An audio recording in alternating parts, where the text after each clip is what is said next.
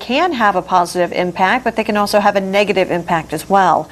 Eyewitness News reporter Will Silverstein explains. Will?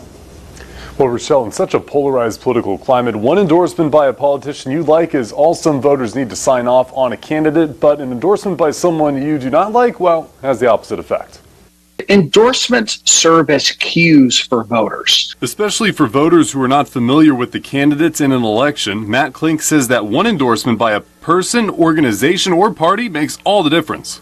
What they do is they look for who supports that candidate. These are shortcuts that voters use to make decisions when they get into the ballot box. I think endorsements can be helpful in a low information race because that assigns some definition to a candidate. Rob Stutzman believes the more you know about the candidate, the less important the endorsement. You get into these races like congressional where name ID is higher and the issues are better known. I don't think endorsements carry as much significance. There's a lot of these sorts of advocacy groups that have a lot of sway over the voters that care the most about those issues. Professor Nathan Monroe is speaking about pro-choice, pro-life, gun control, Second Amendment groups who back certain candidates, and also local groups with a major impact like United Farm Workers, who's backing former state assemblyman Rudy Salas. Monroe thinks it gives the assemblyman an edge in his race against fellow Democrat state senator Melissa Hurtado. I just think it signals that there's going to be a lot of momentum in Salas's direction.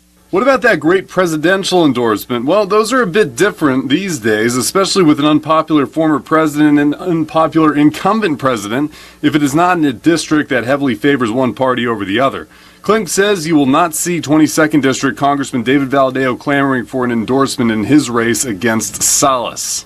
He would not ask for, nor do I think Donald Trump would give David Valadao an endorsement. Similarly, you're seeing a lot of this with races throughout the United States where candidates don't want Joe Biden to come into the District 2 campaign because he is so unpopular.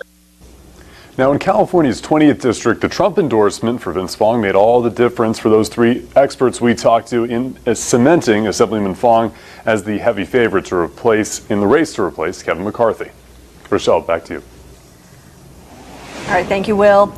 Well, several viewers have written into Eyewitness News that they have received 2 ballots in the mail for the upcoming election on March 5th. Many suspicious that there might be voter fraud going on. But those second ballots you're receiving are actually for the special election on March 19th.